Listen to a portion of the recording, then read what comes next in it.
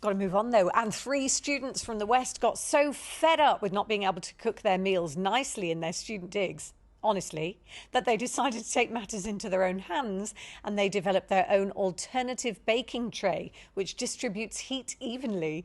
They now hope to mass produce it if they can get the funding in place. Lee Madden has been to meet them. When they got to uni, these students were, well, a little underwhelmed when they realised their pizza and chips didn't taste as good as back home.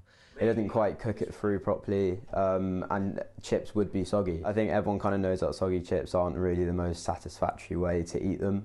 Twins, Maya and Luke, and their friend Robbie decided to see if they could develop a sort of baking tray to make sure food cooks evenly, even in a cooker that's past its prime. It's a very thick steel tray that holds and releases heat really effectively. We looked at a range of different shapes, and we found that if you used a circular pattern, the heat wouldn't be stored as effectively and it kind of spin out. And you're still at university. What do your classmates think about the fact you've already part of a business? They think it's really cool. We don't get to do this in uni. It's almost a dream really, because when you're young, just so many ideas go through your head, but to actually be able to design and think about it and make something with your friends is just a really good opportunity. On the left was cooked with their design. On the right, a normal baking tray.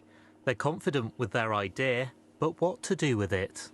The first problem for any first-time designer can often be finding somewhere to get the product made.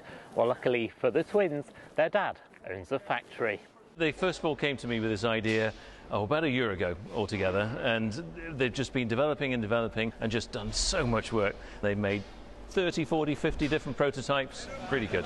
And they've been getting feedback from staff along the way. And slowly over time the pizzas became more consistent, crispier and more tastier. It's amazing. It's amazing coming to work anyway, but pizza's just an added bonus. If they get enough funding online, it will go into mass production soon. Lee Madden, BBC Points West, Malmesbury.